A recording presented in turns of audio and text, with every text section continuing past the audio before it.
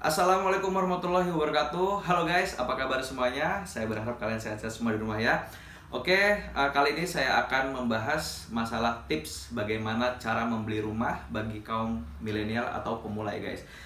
Dan sebelum kita lanjut ke channel kita, jangan lupa subscribe channel ini, like, share, and comment. Oke, yang pertama kita bahas masalah legalitas.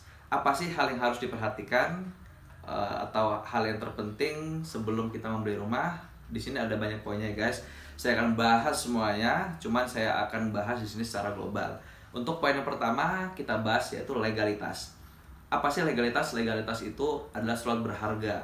Kalau kalian beli suatu kendaraan, mobil atau motor, di situ juga terdapat namanya legalitas seperti BPKB dan STNK.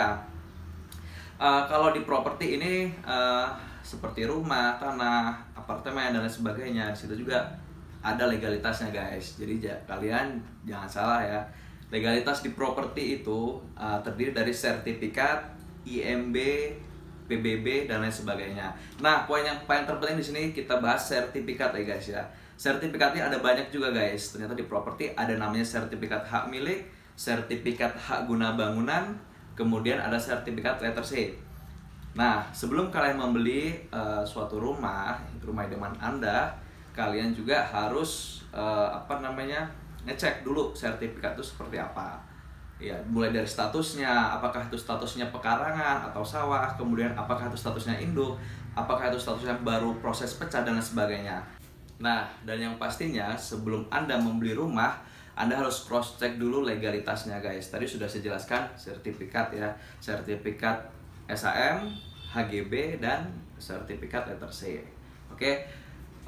Tentunya yang pasti yang paling aman itu biasanya kita sertifikat berstatus hak milik ya, bukan HGB guys ya. Sebenarnya saya tidak menjudge atau menjelek-jelekan untuk sertifikat HGB, tidak, karena HGB ini ada peningkatan untuk SAM juga guys. Dan pastinya di sini saya menyarankan kepada kalian semua untuk membeli rumah dengan sertifikat yang berstatus hak milik ya, langsung penjual rumah tersebut.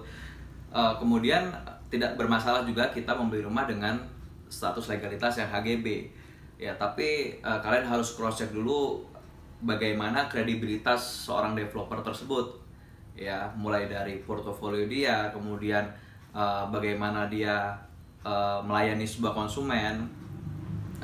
Di situ kalian bisa cross check semuanya, dan apakah dia bisa bertanggung jawab untuk peningkatan legalitas tersebut ke suatu legalitas yang aman. Nah, untuk poin yang kedua itu ada agent property. Untuk mempermudah mencari referensi sesuai budget kalian, kalian bisa menghubungi agent property terdekat di kota-kota kalian. Nah, biasanya agent property ini mereka sudah mempunyai listing-listing rumah yang sesuai untuk kliennya gitu.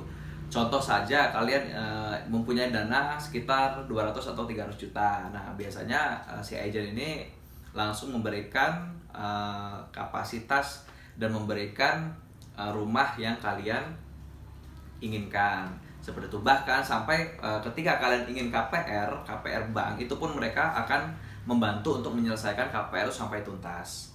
Oke. Saran saya sih lebih baik kalian mencari agent property atau broker ya. Nah, kalau kalian di sini mencari sendiri ya tentu saja tidak masalah, cuman memang resikonya sangat besar. Satu, kalian mengeluarkan biaya operasional, kemudian kalian berkeliling untuk mencari rumah dengan harga yang sesuai budget kalian, dan kalian yang belum paham untuk masalah legalitas, masalah spesifikasi rumah dan lain sebagainya, tentu saja itu sangat beresiko buat kalian nanti. Oke. Dan untuk poin yang ketiga, di situ ada lokasi, akses, dan potensi. Jika Anda ingin membeli rumah, tidak hanya Anda meng-cross check namanya legalitas, tetapi juga Anda harus tahu akses lokasinya seperti apa, kemudian potensi rumah Anda itu seperti apa. Oke. Apakah rumah yang Anda beli itu dekat dengan makam, atau dekat dengan sutet, tower, atau dekat dengan namanya sungai, karena itu berisiko tinggi buat Anda juga. Dan untuk nilai capital gain-nya itu tidak adanya loss capital gain. Oke. Dan untuk pengajuan KPR pun, jika Anda membeli rumah yang beresiko tinggi, itu akan menurunkan sebuah apresial ya, atau nilai taksasinya. Dan di sini saya menyarankan untuk mencari lokasi yang terutama lokasi sangat fresh dari ketiga resiko tersebut. Dan kedua, kalian harus cari akses jalan yang baik ya, akses jalan baik, terutama minimal kita 3 meter, 4 meter atau 5 meter yang bisa dikendarai atau yang bisa dilalui oleh mobil. Nah, itu juga sangat mempermudah buat kalian. Dan dan selanjutnya, untuk lokasi juga kalian terutama harus melihat fasum ya, fasum di sekitar rumah kalian, fasilitas umum seperti rumah sakit, kemudian kampus, sekolahan dan lain sebagainya. Dan itu penunjang juga ketika kalian ingin menjual lagi, nilainya juga akan tinggi. Oke. Potensi di sini yang saya maksud adalah apakah rumah ini berpotensi untuk mendapatkan income seperti capital gain atau ROI, return on investment. Yang saya bilang tadi, ketika Anda membeli rumah di sebuah lingkungan yang strategis, lingkungan kampus, di situ Anda akan mendapatkan income tersebut. Contohnya nih ya, ketika Anda membeli rumah senilai 500 juta di daerah kampus UMY, dan tahun depan kalian akan menjual rumah tersebut dengan harga 600 juta ya, tahun depan ya, berarti kalian sudah mendapat capital gain sebesar 100 juta keuntungan. Nah, setidaknya ketika kalian tidak ingin menjual aset kalian tersebut, kalian juga akan mendapatkan ROI, return on investment, dalam nilai sewanya juga ya. Jadi jikalau kalian menyewakan kepada anak-anak kampus atau kepada keluarga kecil, itu per tahunnya katakan 10 juta atau 20 juta, di situ kalian mendapatkan nilai tambah, return on investment-nya. Nah, untuk poin yang keempat itu ada skema pembayaran. Nah, di sini saya akan jelaskan beberapa skema pembayaran dalam transaksi jual beli rumah.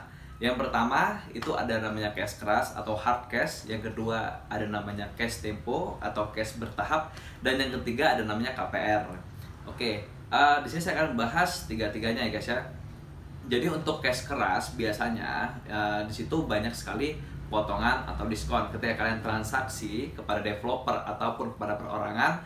Biasanya mereka lebih memilih untuk mendapatkan klien yang membayar secara tunai. Kadang mereka akan memberikan sebuah diskon atau potongan harga di situ ya.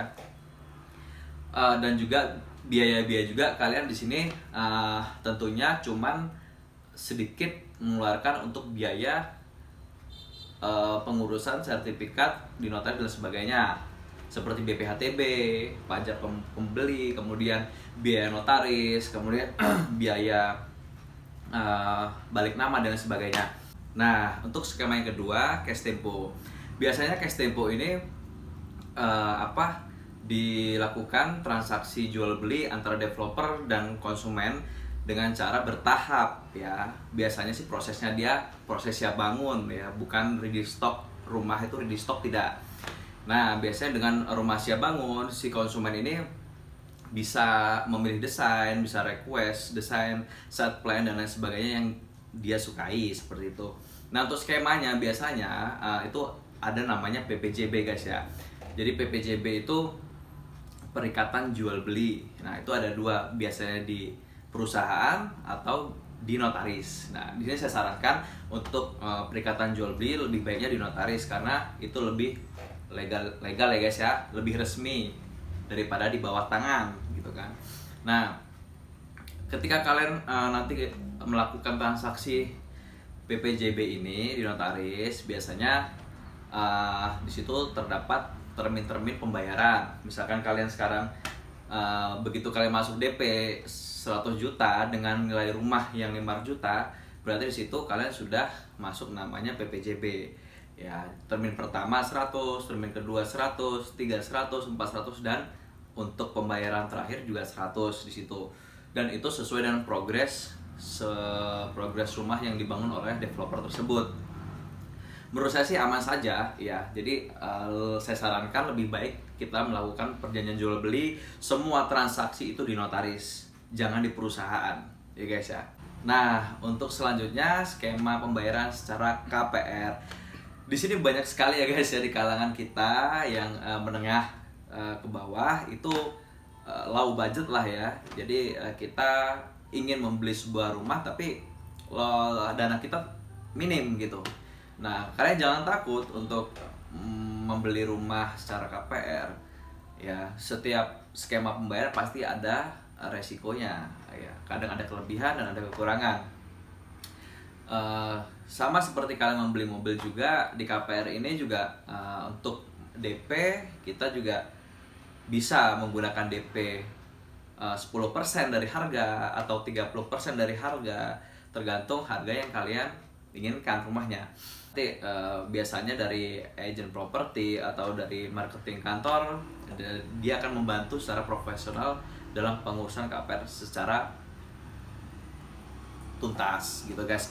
Nah, yang saya bahas di sini untuk masalah skema KPR ini memang banyak sekali kekurangan dari mulai biaya ya terutama guys ya, karena satu ya kita pasti tahu bank itu juga kan pasti ada namanya bunga bank ya guys ya. Nah, itu kalian bisa hitung lah bunga banknya berapa. Sekian misalkan kalian pinjaman berapa, plafonnya 250 juta, nanti bunganya bisa sampai 150 atau 200 juta. Kan lumayan bisa buat beli kanopi atau beli peralatan interior rumah kalian. Terus untuk apa? Untuk biaya-biaya lain juga seperti provisi, kemudian nanti ada namanya asuransi, ada namanya biaya appraisal bank. Nah, itu juga kalian jangan heran melihat biaya-biaya yang sangat membengkak di KPR ini. Nah gitu. Dan saran saya kemungkinan jika kalian hanya memiliki dana terbatas, lebih baik kalian menabung dulu. Jangan memaksakan untuk membeli rumah, ya kan? Karena sesuatu yang dipaksakan itu tidak baik guys. Jadi kalian harus menabung sampai terkumpul uangnya dan kalian bisa mencari rumah idaman kalian sesuai budget kalian gitu. Tentunya ada keuntungannya masing-masing ya, dan harga pun juga berbeda-beda. Oke, dan yang terakhir di sini ada namanya spesifikasi bangunan atau konstruksi bangunan yang ingin Anda beli rumahnya ya guys ya. Jadi material-material bangunan apa saja yang harus dibutuhkan untuk membangun rumah ketika Anda membeli rumah yang siap bangun nih. Jika Anda membeli rumah yang sudah siap huni, otomatis Anda menanyakan material atau konstruksi ini dari si pihak penjualnya. Apakah ini pondasi pakai batu kali, atau memang ini temboknya dinding bata merah atau batako atau hebel dan sebagainya. Nah, itu kalian harus paham. Karena ini beresiko buat hunian kalian di masa depan. Jadi suatu saat terjadi apa-apa, si penjual ini tidak bertanggung jawab untuk mengganti kerusakan yang ada di situ. Makanya sebelum kalian membeli, kalian harus tanyakan material bangunan atau spesifikasi bangunannya. Ya, kalau bangunan-bangunannya terlihat fisiknya itu tidak bermasalah. Misalkan seperti lantai dia pakai granit, itu lebih elegan ya guys ya, lebih milenial menurut saya kalau lantai kita pakai granit. Nah, yang saya bilang di sini material untuk yang tidak terlihat ya, seperti dinding, ya tembok itu pakai bata merah atau batako. Dan saya harap di sini saran saya lebih baik kita pakai bata merah ya, karena lebih kuat ya strukturnya. Itu salah satu contoh aja guys ya. Nah, nanti kalau kalian ingin menanyakan lagi kira-kira apa sih spek rumah yang standar nasional yang bagus mas, nah, jadi kalian bisa tanya langsung ke saya. Oke, thank you guys. Kalian bisa komen, misal seandainya kalian butuh sharing-sharing ke saya juga tidak masalah gitu ya kan, langsung aja komen di bawah ini. Oke, sekian, terima kasih dari saya, dan wassalamualaikum warahmatullahi wabarakatuh.